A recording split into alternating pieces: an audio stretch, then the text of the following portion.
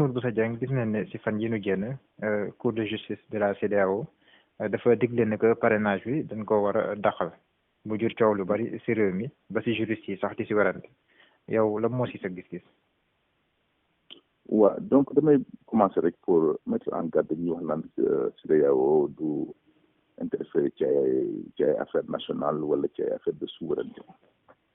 mu bëgg a rappeler que rek ce n'est pas une question de souveraineté mais c'est une question de ratification des traités internationaux. Sénégal am na loo xam ne boo ci bokkee ci nga bokk soo ci bokkul bokkoo ci. ñun je rappelle que Sénégal yorul carte d'identité sénégalais carte d'identité CEDEAO la yor. yorul passeport sénégalais passeport CEDEAO la yor. ku ne mun na wax loolu ba mu def Sénégal parce que Sénégal dem na armée sénégalaise occupé réew jàmbur obligé président bu au nom de ces traités de la CEDEAO ne président bi da ngay wàcc par la force de président bi dafa wàcc. Et ce président là qui est Yaya Jammeh pouvait évoquer la souveraineté nationale. Pouvait évoquer même ay élections boppam parce que et accord ba fa nekk muy cour suprême ba pare war na pour annuler décision yi nga xam ne si moom la Sénat ba joxoon pour rétablir pour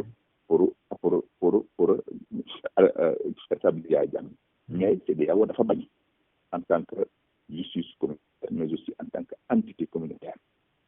Donc kon le Sénégal est extrêmement mal placé pour dire quoi qu'il en soit CEDEAO su apprécier Sénégal lui-même parce que Sénégal dindi na président jàmbur ci élection ci turu CEDEAO. kon il est ridicule que Sénégal revient évoquer une question de souveraineté nationale. Alors deuxième partie bi mooy waa ñuy wax parrainage mais c'est hypocrite que la disposition qui a régi le parrainage contenir ñaari alinéa benn bi mu ne bépp candidat bu amul 0,68% dañ lay recalé ne bépp citoyen sénégalais bu parrainé de différents candidats dañ lay arrêté passible de 10 jours à 1 mois de 10 000 francs à 100 000 francs. Est-ce que loolu dégg nga ko ci waxati.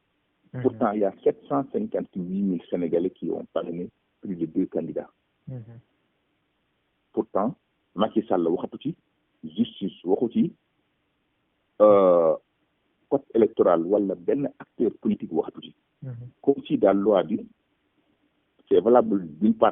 part mais d'autre part n'est pas valable. Comme loi bi est applicable d'une part d'autre part amul solo. parce que benn partie rek moo ci valable moo ci baax moom moo ci applicable muy partie bi nga xam ne recalé na tous les candidats qui n'ont pas 0,68% de parrain. C'est ridicule. loolu la CEDEAO wax ne lii rafetul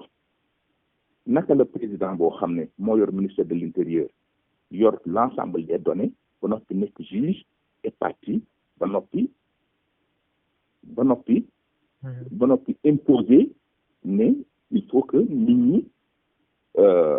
candidat bu nekk am 0,68%. c'est le président ba noppi parti boobu yor pouvoir bi mooy yilif ministère de l'intérieur moom mooy vérifier en même temps. Touba yor nañ autant de millions et des millions de cartes d'identité électeurs ñoo xam ne si am nañ carte d'identité am nañ électeur te nekkuñ ci fiche bi. ñooñu ñi leen parrainé woon ñëpp dañ leen annulé et ça existait bel et bien Thiès ak Touba loolu waxoon naa ko fu ne waxoon naa leen naka la ñuy frauder élection loolu yàgg naa koo wax fu ne. sans compter fu mel ne Touba nga xam ne moo ñëw sur le plan démographique sur le plan de nombre de citoyens à part Dakar moo ci topp bu indi fii 100 commissions indi fii 20 commission bu nekk di bind 100 personnes durant 3 mois bu jeexee jeex na kenn du bind waat nga xam ne si 40% de la population de Touba binduwuñu donc kon ku fi taxawaat di jéem a défendre parrainage je pense que c'est ridicule dégg naa démb benn journaliste bu ne way parce que il faut comme un filtre mais filtre bi ce n'est pas nécessaire parce que élection benn yoon lay am ci 5 ans yu nekk élection présidentielle même si c'était 200 candidats. mais li ñu bañ mooy pléthore de candidatures yi mu nekk loo xam ne ni aussi dañuy obligé même bulletin yi xam nga nekkul bulletin unique bulletin yi bari ba ñu naan sax léegi nañ si tànn juróom comme ni amoon si législative bi. non waaw dañuy bañ. voilà mais écoutez journaliste yi wax démb dane bu ngee tànn kii bu dee 100 mais loolu c'est une loi à changer kenn ku ne mën nga tànn 2 candidats pourquoi pas loolu du excuse ci démocratie dafa am prix mais il ne faut pas tenter de recaler certains et laisser autres partir ce n'est pas sérieux. léegi lan ngay wax président Macky Sall par rapport à cette question bien précise ak tam ses recommandations pour tëj. Il a fraudé ça c'est clair fraudé mooy teg na benn filtre boo xam ne il a filtré ñu ko neex te filtre boobu da koo jaar ci loi li ma leen di wax toujours ne leen une loi peut être dangereuse parce que apartheid loi la woon politique loi la woon loi bi dafa fi tegoon pour que mu recaler ku ñi bëgg def na ko mais loi bi prévoiroon na ñii parmi différents candidats aussi ñu jàpp leen waxatu ci donc loi boobu est une loi partielle boo xam ne fii appliqué wuñ ko kon au nom de la loi Macky Sall a recalé ce qu'il veut maintenant parrainage mënatul am Sénégal mais je pense que Macky Sall mi sax téyeetul parrainage dara parce que li mu bëggoon mooy jàll na jeex na ce qui tente nag di théoriser d'autres argumentations yu ko fi jéem a tegaat après je pense que ils veulent brûler le Sénégal et je daa leen bàyyee entière responsabilité ci loolu kon jàpp nga ne buñ fi indiwaatee parrainage mën na taal réew mi mais parrainage mënu fi naka la ko fi indiwaatee parce que man de parrain ya ma amoon 250 000 parrain yi ma amoon ñu ngi ci sama ordinateur ma téye carte d'identité yooyu xanaa ñu changé carte d'identité yooyu bu dul 250 000 ya ma amoon man mi ngi ci suma ordinateur ma téye saa bu ñu ñëwaatee ëpp ma bindal leen ko jox leen parce que dañu waxoon ne dañuy vérifier les signatures c'est pas vrai amuñu benn moyen de vérification les signatures ça c'est clair et net